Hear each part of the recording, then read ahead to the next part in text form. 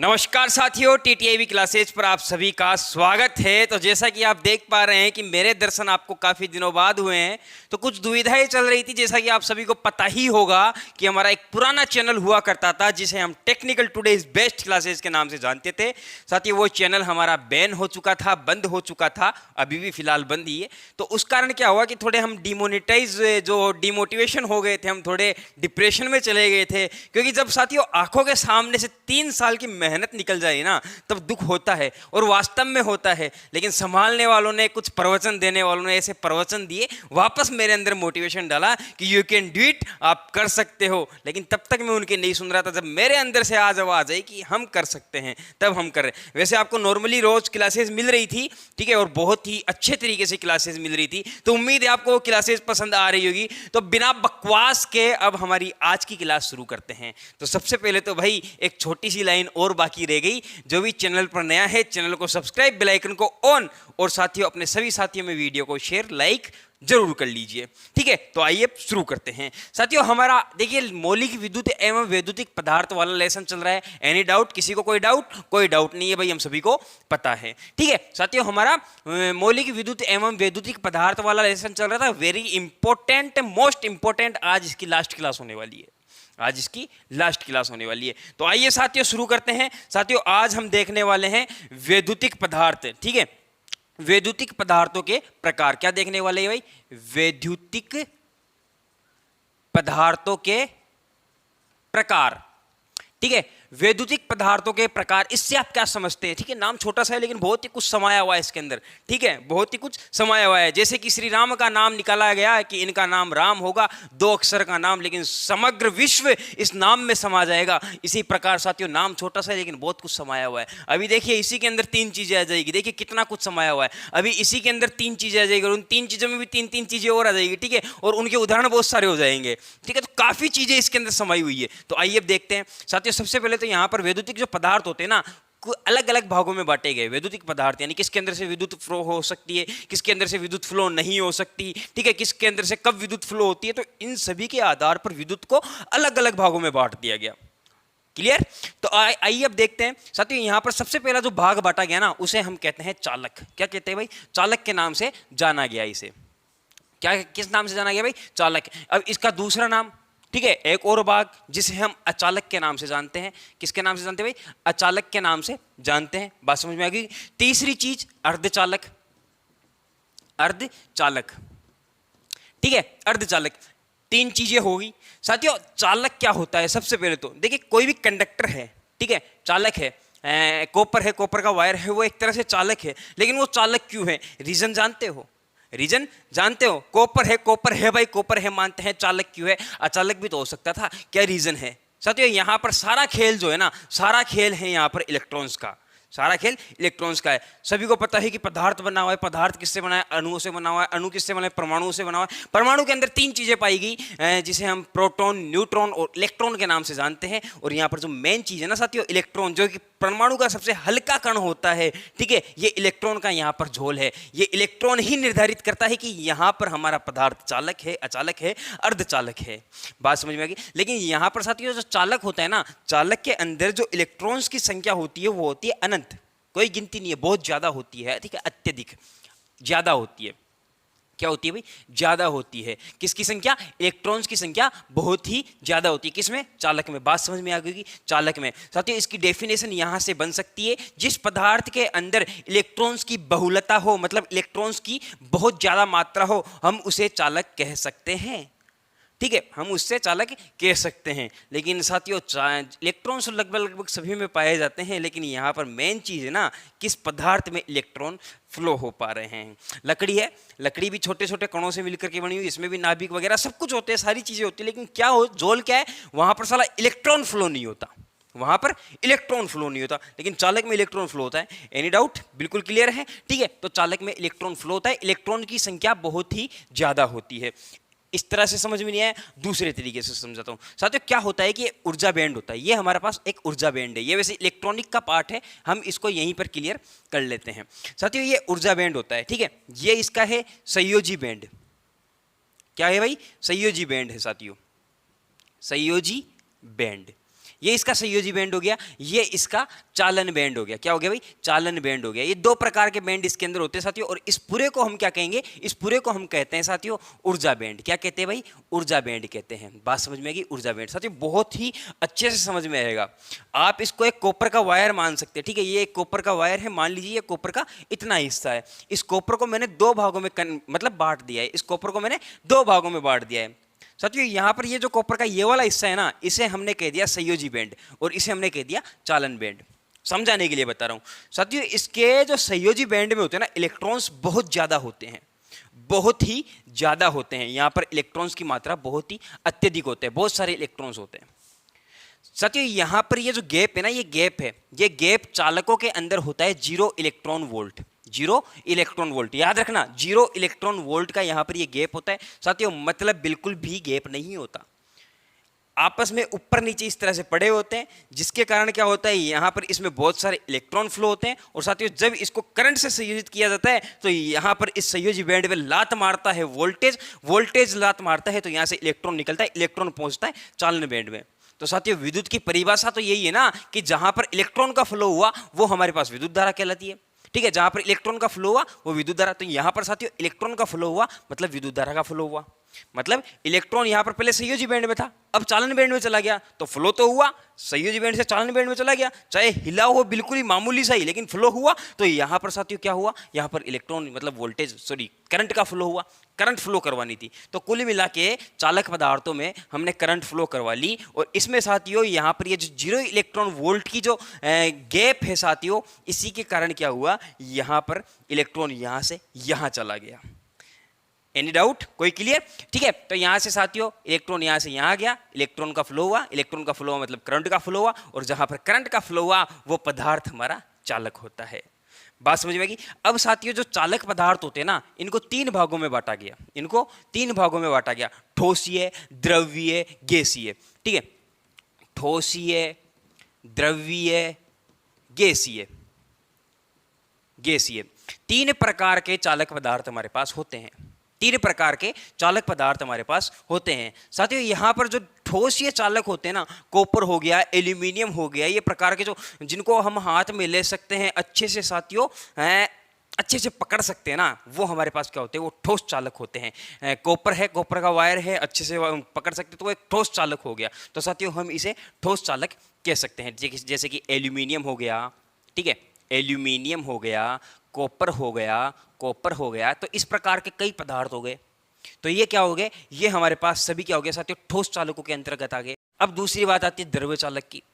पानी है, पानी में करंट फ्लो होता है। आप कहोगे कि सर बिल्कुल होता है। एक बार हम क्या थे कि गीले थे और हमारे पास खंबा भी गीला था, या फिर मान लीजिए कि लकड़ी भी गीली थी, जैसे ही तार को टच किया तो हमें करंट आ गया। क्यों हुआ? क्योंकि लकड़ी थी, लकड़ी पे पानी लगा था, और पानी के कारण हमारे पास इलेक्ट्रॉन पहुंच गया और हम करंट के संपर्क में आ गए भैया। तो इसीलिए क्या हो गया, यहां पर करंट का फ्लो हुआ, जैसे करंट का फ्लो वहां पे झटका लगा और ससुरा इलेक्ट्रॉन का फ्लो हुआ। तो वो क्या हो गया साथियों, ये भी तो पानी भी तो एक तरह से चालक हो गया, क्योंकि इलेक्ट्रॉन किसकी सहायता से आया, इलेक्ट्रॉन आया पानी की सहायता से हमारे पास पहुंचा। लकड़ी की सहायता से थोड़ी पहुंचा, लकड़ी में तो करंट फ्लो नहीं होता क्योंकि वो तो अचालक है, लेकिन चालक पानी है, तो उसके अंदर से तो साथियों पानी हो गया। ठीक है, जैसे कि ये पानी हो गया, अलग अलग तरल पदार्थ हो गए, दूध हो गया, ये सभी किसके अंतर्गत आते हैं, ये सभी जो द्रव्य चालक होते हैं ना, उनके अकॉर्डिंग आते हैं, उनके अंतर्गत आते हैं। अब साथियों यहाँ पर गैस की बात करें तो ट्यूबलाइट आपने किस किसने देखी, ट्यूबलाइट के अंदर एक गैस भरी जाती है। साथियों आप सभी को पता होगा, जो ट्यूबलाइट होती है ना, ट्यूबलाइट में गैस ही चालक होती है, और यहां पर गैस ही एक वायर का काम करती है। ट्यूबलाइट होती है नली सी, ये नली होती है साथियों।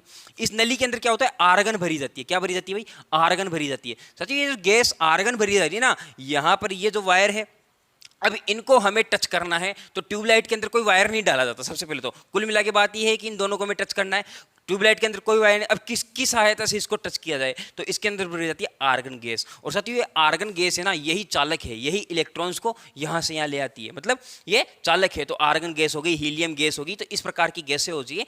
ठीक है, ये किसके अंतर्गत आती है साथियों, ये होती है साथियों हमारे गैसीय चालकों के अंतर्गत। किसके अंतर्गत, गैसीय चालकों के अंतर्गत। तो यहां पर आ गई आर्गन, ठीक है, क्या आ गई भाई, आर्गन आ गई साथियों, हीलियम आ गई, ठीक है, आर्गन, हीलियम, इस प्रकार की गैसें आ गई। और भी उदाहरण है काफी सारे हैं, जैसे कि साथियों मान लीजिए हीलियम, आर्गन, नियोन गैस आ गई। नियोन गैस भी मान लीजिए, नियोन गैस हो गई, नियोन गैस हो गई। तो ये सभी हमारे पास साथियों गैसीय चालकों के अंतर्गत आते हैं। चालक हो गया साथियों कंप्लीट, चालक के अंदर ऐसी कोई चीज़ नहीं बची जो हमें जानने लायक है। चालक पदार्थों के कुछ उदाहरण आप देख लीजिए, सोना हो गया, चांदी हो गया, जो कि और एल्यूमिनियम हो गया, कॉपर हो गया, पानी हो गया, आर्गन हो गया, हीलियम हो गया, नियोन हो गया, ये सभी क्या है, ये सभी साथियों चालक है, ये सभी चालक है साथियों। चालक में कोई प्रॉब्लम? तो साथियों अब बात आती है अचालकों की, बात आती है अचालकों की। साथियों सबसे पहले तो अचालक पदार्थ क्या होते हैं? अचालक पदार्थ में साथियों किसी भी कंडीशन के अंदर करंट फ्लो नहीं होना चाहिए। अगर करंट फ्लो हो गया अचालक पदार्थों में से तो गड़बड़ है, तो गड़बड़ है। किस प्रकार से गड़बड़ है? वायरों के ऊपर पीवीसी हम चढ़ाते हैं, अगर पीवीसी के अंदर से करंट फ्लो होने लगा तो हम तो हर बार करंट के संपर्क में आएंगे और हमें तो हर बार झटका लगेगा, और हो सकता है कोई झटका हमें ज़्यादा भी लग जाए तो वो हमें भगवान तक पहुंचा ही दे। बात समझ में आ गई आपको? तो यहाँ पर साथियों कुल मिला के बात यह है कि यहाँ पर अचालकता अधिक होनी चाहिए, और जो अचालकता अधिक होनी चाहिए हम इसे तो ये तो नहीं कहेंगे कि इसी पीवीसी की अचालकता अधिक होनी चाहिए। किसी में ये पूछा गया, एग्जाम में पूछ लिया गया, तो ये थोड़ी कहेंगे कि अचालकता अधिक होनी चाहिए, हम ये नहीं कहेंगे। हम वहाँ पर ये कहेंगे कि डाई इलेक्ट्रिक स्ट्रेंथ अधिक होनी चाहिए। क्या होनी चाहिए भाई? डाई इलेक्ट्रिक स्ट्रेंथ अधिक होनी चाहिए। किसी भी वायर की, कोई भी मान लीजिए कॉपर है, सॉरी कॉपर तो नहीं है, यहाँ पर मान लीजिए पीवीसी है, लकड़ी है, इन सभी की डाई इलेक्ट्रिक स्ट्रेंथ अधिक होनी चाहिए। अब मैं आपको ये समझा दूंगा कि डाई इलेक्ट्रिक स्ट्रेंथ होती क्या है, ठीक है? सबसे पहले तो यहां पर साथियों अचालक पदार्थ की बात करते हैं। अचालक पदार्थों में डाई, ठीक है, इलेक्ट्रिक स्ट्रेंथ, ठीक है साथियों, स्ट्रेंथ अधिक होनी चाहिए। डाई इलेक्ट्रिक स्ट्रेंथ अधिक होनी चाहिए।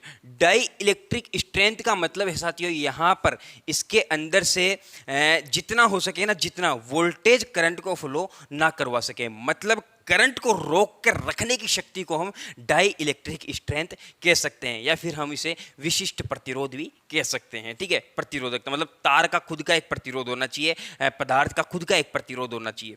एक तो प्रतिरोध वो होता है जो करंट के मान में बाधा डालता है, और एक प्रतिरोध वो होता है जैसे कि खुद का भी कुछ प्रतिरोध, जैसे कि एक तो वायर के अंदर जब करंट फ्लो करवाते हैं तो प्रतिरोध एक अपने आप बाहर से आ जाता है, एक जो तार है ना इसका खुद का ही एक प्रतिरोध होता है। तो साथियों डाई इलेक्ट्रिक स्ट्रेंथ अधिक होनी चाहिए। अब ये डाई इलेक्ट्रिक स्ट्रेंथ साथियों किस में मापी जाती है? सबसे पहले तो ये देख लीजिए साथियों, डाई इलेक्ट्रिक स्ट्रेंथ किलोवोल्ट प्रति एम्पियर, सॉरी किलोवोल्ट प्रति मिलीमीटर में मापी जाती है। किलोवोल्ट, एक सेकंड, मार्कर्स बंद हो गए, ठीक है, काफी दिनों से पढ़े थे ना। किलोवोल्ट, वोल्ट्स प्रति मिलीमीटर, ठीक है साथियों, मिलीमीटर। ये डाई इलेक्ट्रिक स्ट्रेंथ को मापने की मापा जाता है साथियों। डाई इलेक्ट्रिक स्ट्रेंथ को किस में मापा जाता है? किलोवोल्ट प्रति मिलीमीटर में मापा जाता है। और साथियों किसी भी पदार्थ की डाई इलेक्ट्रिक स्ट्रेंथ लगभग साथियों 10 की घात 12 मिलीमीटर होनी चाहिए, ठीक है? 10 की घात 12 ओम, सॉरी ओम सेंटीमीटर होनी चाहिए, सेंटीमीटर। ये मान आपको याद रखने हैं, याद नहीं हो तो एक बिल्कुल कोई दिक्कत नहीं, आप लिख लीजिए कॉपी में। मैं भी लिख कर रख रखा हूँ भैया, मैं भी लिख कर रख रखा हूँ। 5 घंटे मैंने खुद ने पढ़ा है तब जाके मैं आपको पढ़ा रहा हूँ, ठीक है? तो आप इसको लिख सकते हैं, बिल्कुल कोई दिक्कत नहीं है साथियों। अब बात करते हैं इसके बैंड की। जैसे कि चालक में एक ऊर्जा बैंड होता है, इसमें भी एक ऊर्जा बैंड होता है साथियों। यहाँ पर ऊर्जा बैंड साथियों, ये देखिए, ये है यहाँ पर ऊर्जा बैंड। यहाँ पर ये क्या हो गया साथियों? ये हो गया हमारे पास मान लीजिए चालन बैंड, और ये हो गया संयोजी बैंड। नाम दे देते भाई संयोजी बैंड, संयोजी बैंड। और ये हो गया साथियों चालन बैंड। क्या हो गया भाई? चालन बैंड। 2 बैंड हो गए साथियों। इन दोनों के बीच का गैप पता है कितना होता है? 1 electron volt, sorry 1 electron volt नहीं होता, गलती होगी मेरे से, 5 इलेक्ट्रॉन वोल्ट होता है। कितना होता है भाई? 5 इलेक्ट्रॉन वोल्ट। वहाँ तो 0 था, मतलब ऊपर नीचे पड़े थे, लेकिन इनके अंदर चालन बैंड और संयोजी बैंड में थोड़ा सा गैप होता है साथियों, कुछ गैप होता है।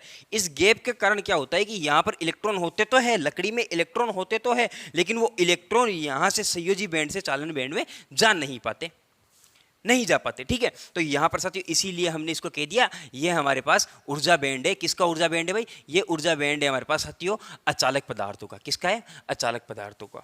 बात समझ में आ गई? इसके ऊर्जा बैंड में आपको कोई दिक्कत नहीं होनी चाहिए। यहाँ पर कुछ चीज़ें याद रखनी है हमें साथियों, यहाँ पर कुछ चीज़ें जो याद रखनी है, डाई इलेक्ट्रिक स्ट्रेंथ अधिक होनी चाहिए, और यहाँ पर डाई इलेक्ट्रिक स्ट्रेंथ जो होनी चाहिए ना साथियों 10 की घात 12 ओम सेंटीमीटर होनी चाहिए। और इसकी जो अच्छे से उपलब्ध होना चाहिए, मतलब अच्छी जगह, कहीं पर भी मान लीजिए टेप चाहिए हमें, पीवीसी टेप चाहिए। पीवीसी टेप हमें कहाँ मिलेगी? अब आप उसको ढूंढते फिरो तो काहे का अचालक है भाई, आसानी से मिल नहीं रहा। अचालक का गुण है कि आसानी से मिलना भी चाहिए, साला हर जगह मिलना चाहिए, ठीक है। तो वो हमें हर जगह मिलना भी चाहिए। अचालक का सुदृढ़ होना चाहिए। सुदृढ़ का मतलब साथ ये चोट मारे कुछ भी मारे ये टूटना फूटना नहीं चाहिए, ठीक है। एक इसकी तन्यता अधिक होनी चाहिए, खींच मतलब खींचे तो ये मतलब जैसे कि पीवीसी होता है, पीवीसी को खींच के हम और भी बड़ा कर सके, ठीक है। तो इस प्रकार की इसके कुछ गुणधर्म होते हैं जो कि आपको याद रखने होते हैं। और नमी से, पानी से इस पर कोई प्रभाव, अब जैसे कि मान लीजिए पीवीसी है, अगर पीवीसी पर हमने पानी डाल दिया तो ये अचालक हो गया, ठीक है। अब चालक हो गया तो फिर ये अचालक किस काम का? ये अचालक किस काम का? तो अचालक ऐसा होना चाहिए जिस पर पानी का कोई प्रभाव ना पड़े, जिस पर नमी का कोई प्रभाव ना पड़े, ठीक है। अब भाई पसीना आ गया, भाई गर्मी यहाँ पर पंखा उंखा है नहीं। तो आइए साथियों अब नेक्स्ट शुरू करते हैं। अब साथियों यहाँ पर जो अचालक पदार्थ होते हैं ना, ये भी कितने प्रकार के होते हैं भाई? ये भी 3 प्रकार के होते हैं। कितने प्रकार के होते हैं? 3 प्रकार के होते हैं साथियों। किस किस? ठोसीय, ठीक है, द्रवीय और गैसीय। साथियों ठोसीय के अंदर कौन से आ गए? ठोसीय के अंदर आ गए साथियों मान लीजिए अब्रक, ठीक है, अब्रक आ गए, माइका आ गया, ठीक है, अब्रक आ गया साथियों, माइका आ गया, और यहाँ पर साथियों पोर्सलिन सॉरी पोर्सलिन आ गया, बेकेलाइट हो गया, बेकेलाइट हो गया। तो ये सभी किसके अंदर आ गए? ये हो गए ठोस चालक, ठोस अचालकों के अंदर आ गए साथियों। इसको याद रखना है, ठोस अचालकों के अंदर हो गया। अब द्रव्य की बात करें तो द्रव्य अचालक कौन से साथियों? द्रव्य अचालक हो गए पीवीसी हो गया, ठीक है, माइकानाइट हो गया, पीवीसी, पीवीसी, माइकानाइट, माइकानाइट, ठीक है। ये किसके अंदर आ गए? ये आ गए साथियों द्रव्य अचालकों के अंदर। अब गैस की बात करें तो हवा आ गई, शुष्क हवा, शुष्क हवा, शुष्क हवा है, शुष्क हवा में कोई चालक नहीं है, ठीक है। हम हवा में रहते हैं, ऐसा थोड़ी है कि 2 तारों को हम लगा ली तो उनके अंदर से हवा भी करंट फ्लो करवाएगी, कोई नहीं करवाती भैया। अगर करवा दी ना तो गड़बड़ हो जाएगा, क्योंकि जगह जगह तार लगे हुए हैं और वो तारों की सहायता से हमारे अंदर भी करंट फ्लो होने लगेगा, क्योंकि फिर तो तरंगे, करंट की तरंगे यूं ही घूमती रहेगी, ठीक है। तो हवा में ये कभी फ्लो नहीं होता, इसीलिए ये हवा जो है ना अचालक है, बहुत ही अच्छा अचालक है। बात समझ में आ गई? अच्छा अचालक है। हाइड्रोजन हो गया, नाइट्रोजन हो गया, ये आ गया हाइड्रोजन हो गया, नाइट्रोजन हो गया। ये किसके अंदर आते हैं साथियों? ये आते हैं हमारे पास साथियों गैसीय अचालक, ठीक है, गैसीय अचालक। तो साथियों ये तो हो गई चालक और अचालक की बात। इसमें यहाँ तक आपको कोई प्रॉब्लम नहीं होगी। उम्मीद करता हूँ साथियों आपको यहाँ तक क्लास बहुत ही अच्छी लगी होगी। अब इसके बाद जो बात आती है ना साथियों, वो आती है अर्धचालक की। अर्धचालक का मतलब है साथियों आधा चालक आधा अचालक। किस प्रकार से? देखिए साथियों अर्धचालक जो पदार्थ होते हैं ना, अर्धचालक पदार्थों का एक गुण है, ये कहीं कहीं पर साथियों चालक बन जाते हैं और कहीं कहीं पर साथियों अचालक बन जाते हैं। इसीलिए हमने कह दिया इसे अर्धचालक, मतलब आधा चालक।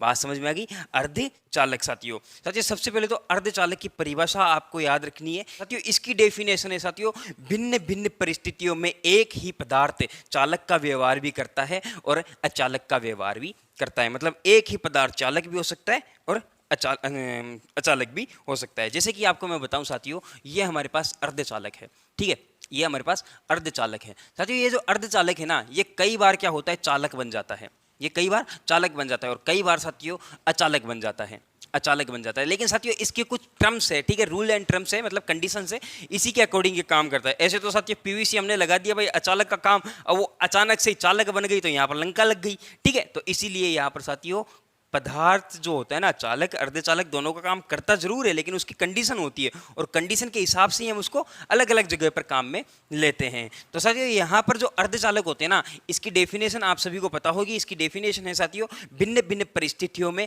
भिन्न भिन्न व्यवहार करना, चालक और अचालक दोनों का व्यवहार करना। साथियों अगर इसके उदाहरण की मैं बात करूँ तो साथियों इसके उदाहरण हो जाएंगे हमारे पास जर्मेनियम, सिलिकॉन, ठीक है। ये साथियों सभी ज़्यादातर इलेक्ट्रॉनिक्स में काम आते हैं। ये जो अर्धचालक पदार्थ होते हैं ना, इलेक्ट्रॉनिक्स जो होती है ना, सभी इसी पर टिके होते हैं। ट्रांजिस्टर, डायोड सभी इन्हीं से बने रहते हैं। जर्मेनियम, सिलिकॉन है, ठीक है, germanium, silicon, selenium, carbon, germanium,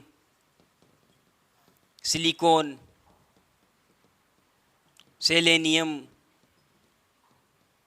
ठीक है, कार्बन, इन पदार्थों पर ही साथियों आपकी इलेक्ट्रॉनिक थ्योरी टिकी हुई है और इलेक्ट्रॉनिक थ्योरी के अंदर यही चीज़ें काम में आती है। साथियों यहाँ पर जो अर्धचालक होते हैं ना, इनकी जो अंतिम कक्षा होती है, ठीक है, इलेक्ट्रॉन फ्लो मतलब इलेक्ट्रॉन घूमते रहते हैं, तो यहाँ पर जो इस कक्षा में लास्ट में होती है ना, जो कक्षा लास्ट में होती है, उस कक्षा के अंदर 4 ही इलेक्ट्रॉन पाए जाते हैं। साथियों कितने पाए जाते हैं भाई? 4 ही इलेक्ट्रॉन पाए जाते हैं। जिस पदार्थ के अंदर 4 इलेक्ट्रॉन पाए जा रहे हैं साथियों, यहाँ पर वो पदार्थ हमारा अर्धचालक होता है। बात समझ में आ गई होगी। तो साथियों अब अगर इन पदार्थों पर सिंगल आपको क्लास चाहिए तो उसके लिए कमेंट कीजिए, सिंगल क्लास होगी और बहुत ही मज़े से होगी। धन्यवाद साथियों, हमारे साथ लास्ट तक बने रहने के लिए आप सभी का बहुत बहुत धन्यवाद।